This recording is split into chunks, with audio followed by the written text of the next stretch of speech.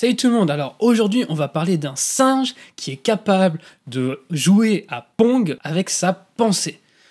Alors c'est assez fou, on va voir qu'est-ce que c'est, mais déjà il faut commencer par quelle entreprise permet de faire ça en fait. Donc l'entreprise s'appelle Neuralink, elle a été fondée notamment par Elon Musk, mais aussi par d'autres cofondateurs que je ne connais pas, donc, par exemple Ben Rapoport, Don Giseo, etc. Voilà, je les connais pas. Et donc, l'idée, c'est de créer une interface entre la machine et le cerveau. En gros, pour expliquer assez simplement, on est déjà dépendant de la technologie. On est déjà des genres de cyborgs. C'est-à-dire que on ne se rend pas forcément compte, mais notre cerveau a créé de fortes connexions entre nous et les technologies.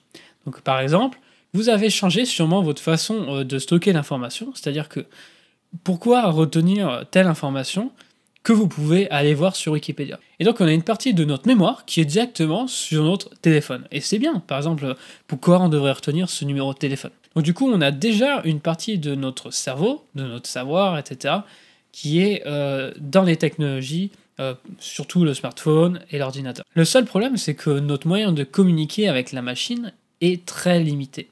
C'est-à-dire qu'on utilise ça. On utilise ça et des fois ça. Et donc c'est super lent, juste écrire une phrase, c'est peut-être 2 fois plus lent que de la dire à voix haute. Mais même quand on la dit à voix haute, avec les assistants Google, ça reste lent le temps qu'elles comprennent ce qu'on veut dire, etc. Puis même quand on communique avec les gens, on doit utiliser des mots, le temps qu'ils comprennent, des fois ils comprennent pas, donc on répète, et maintenant ils comprennent ce qu'on a dit, mais ils comprennent pas le sens, donc on doit changer de façon de dire. Et là on a l'impression qu'ils ont compris, mais au final ils ont peut-être oublié la moitié de ce qu'on a dit, et ils ont déformé ce qu'on a dit, et ça peut être problématique. Donc là, l'idée, c'est de augmenter la bande passante, donc c'est-à-dire la bande par laquelle passe l'information, la capacité de transmission entre notre cerveau et une machine, mais voire aussi un autre être humain. Si 2 personnes ont une machine, eh bien, ça augmente forcément la quantité d'informations qui va entre les 2 machines, mais aussi les 2 êtres humains. Et donc pour cela, eh bien, il y a ce qu'on appelle le link. Ça ressemble à ça. Donc c'est une petite puce électronique qui se met au niveau du crâne, comme cela.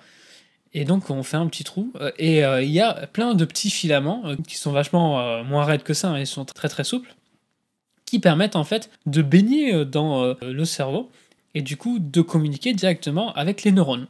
Et donc ça permet à la fois de lire les neurones, mais ça permet aussi d'écrire.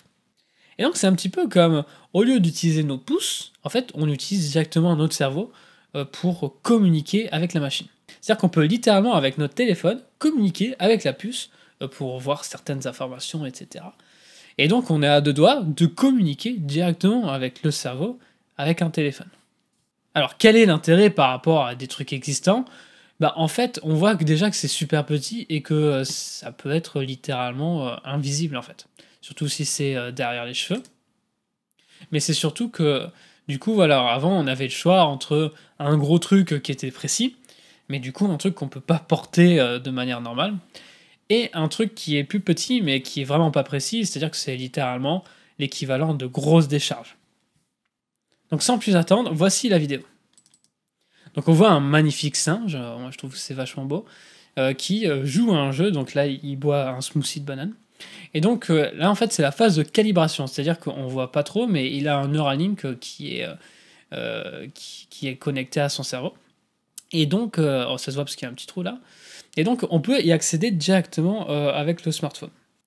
Et donc cette phase de calibration, elle permet de faire le lien entre ce que le cerveau envoie à Neuralink, donc ce que pense le singe, et en fait ce qu'il fait avec sa main. Et donc l'idée, voilà, c'est de pouvoir vraiment comprendre le cerveau et de prédire ce qui se passe quand il pense aller vers la gauche, etc., en fonction du mouvement du joystick et de ce qu'il pense. Et donc là, en fait, c'est les données directement collectées par le Neuralink qui sont envoyées vers un cerveau. Et donc c'est ça qui va permettre vraiment de comprendre ce qui se passe. Donc là, chaque point, c'est un neurone. Et donc là, voilà, ils ont carrément débranché l'appareil, on voit ici.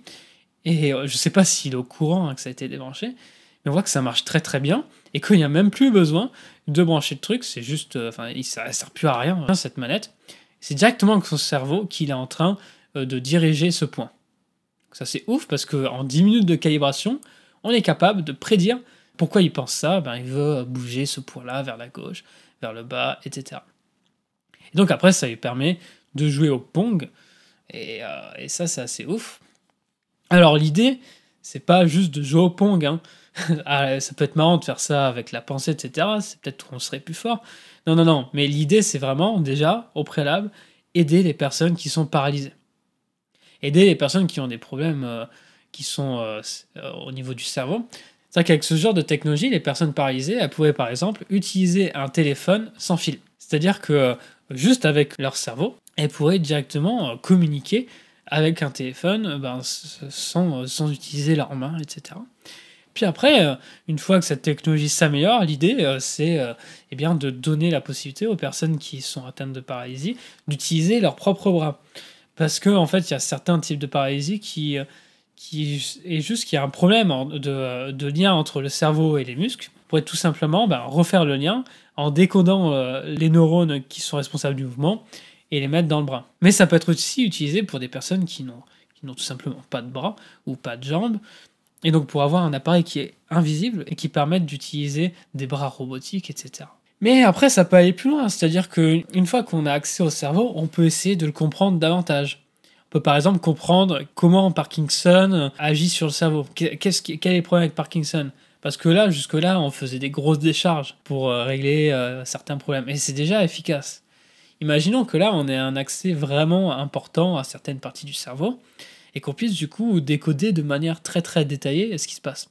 Eh bien, on pourrait régler problèmes de mémoire, on pourrait même aller plus loin, on pourrait régler des problèmes de dépression, aider les personnes qui sont en souffrance, mais au-delà des personnes qui ont des handicaps, au-delà des personnes qui ont des maladies du cerveau, on peut imaginer qu'on puisse augmenter les personnes.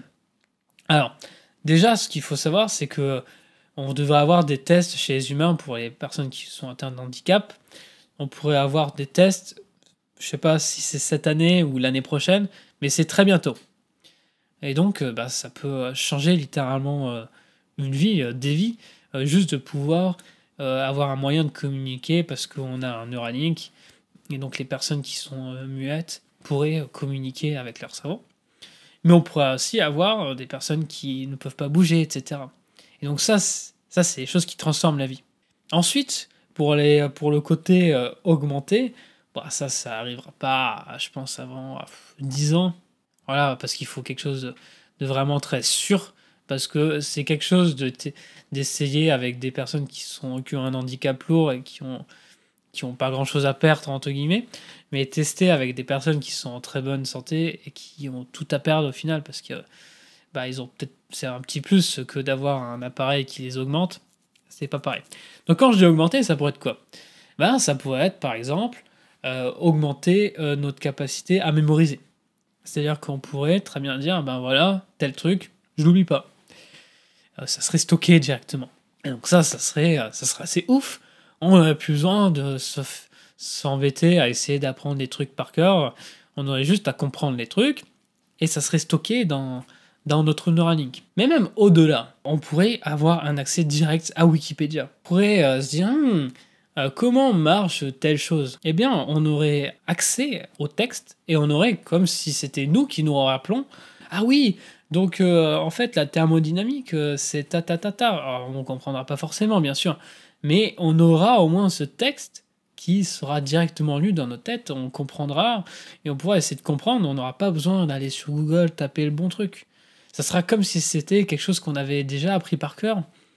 On pourrait imaginer ça. On pourrait même aller au-delà, on pourrait avoir tout Internet directement. Et puis même, on peut aller plus loin. On peut imaginer qu'on puisse directement communiquer avec la pensée avec d'autres personnes. C'est-à-dire que à partir du moment qu'il y a quelqu'un d'autre qui a déjà un Neuralink, eh bien, on pourrait communiquer sans utiliser des mots. Alors, au préalable, on utiliserait des mots par la pensée, mais par la suite, on pourrait directement envoyer nos pensées. C'est-à-dire que là, je perds un temps fou à vous expliquer les trucs, machin. Peut-être elle va durer 15 minutes, cette vidéo. Mais peut-être que si je pouvais directement envoyer mes pensées, peut-être que je pourrais condenser tout ce que je dis en l'espace de 30 secondes, Peut-être même que vous aurez compris encore plus parce que il y aurait vraiment ma façon de comprendre le truc. Il y aurait certains détails que je dis pas forcément à voix haute et qui passent pas dans la langue. Et donc on comprendrait peut-être mieux les gens. Quand il y a des problèmes, peut-être on aura plus de compassion parce qu'on pourra communiquer des choses qu'on ne peut pas communiquer avec des mots. Peut-être même qu'on n'utilisera même plus les mots. Ça serait totalement old-fashioned ou has-been parce que c'est trop lent. Ça sera peut-être comme quand on parle en verlan ou quand on utilise des smileys, peut-être. Et puis même, on peut aller au-delà, on peut imaginer voilà, qu'on ait des jeux vidéo, c'est-à-dire qu'on ait une réalité alternative directement dans notre cerveau. Il y a plein de choses, ça ouvre des possibilités infinies. Alors bien sûr qu'il y a des problèmes éthiques qui peuvent avoir lieu. Voilà, c'est sûr qu'il faut encadrer ce genre de technologie, c'est-à-dire que s'il y a un bug, ça peut être très dangereux. Hein. Un bug dans un cerveau, ça s'appelle une maladie, ça peut être très dangereux. Peut-être même qu'on pourrait tuer quelqu'un si, par exemple, tel programme provoque le suicide. Bien sûr. Mais je pense qu'il faut être à la fois vigilant, faire attention, mais il faut rester optimiste. Il faut essayer de pousser les choses vers le bien. C'est-à-dire qu'une technologie, ça reste une technologie, on peut s'en servir pour le bien ou le mal. Donc si cette vidéo vous a plu, n'hésitez pas à mettre un pouce bleu et à vous abonner, puis même à la partager, etc. Et n'hésitez pas non plus à appuyer sur la petite cloche, parce que je fais pas énormément de vidéos, donc je vais pas inonder votre feed d'actualité, vous inquiétez pas. Et puis moi je vous dis à la prochaine.